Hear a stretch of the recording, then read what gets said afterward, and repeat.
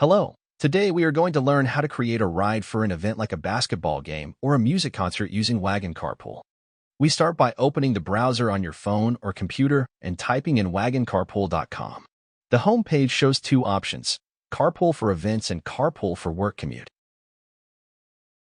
Select the events option. Now you are looking at a list of events near you. If the location is not correct, you can change the zip code in the text box to choose the location.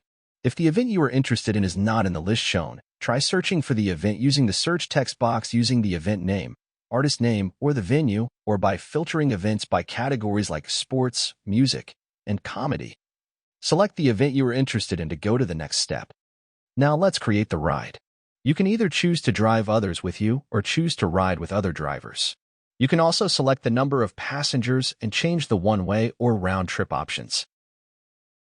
You can choose when to start the journey relative to the event start time, based on how much time it takes to reach the event venue and how much in advance you want to arrive. Now enter the start address and click the Offer a Ride or Request a Ride button.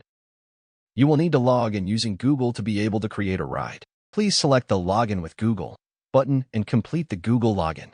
Congratulations, you created your first ride. If there are no matching rides available, you will be redirected to the list of your own rides.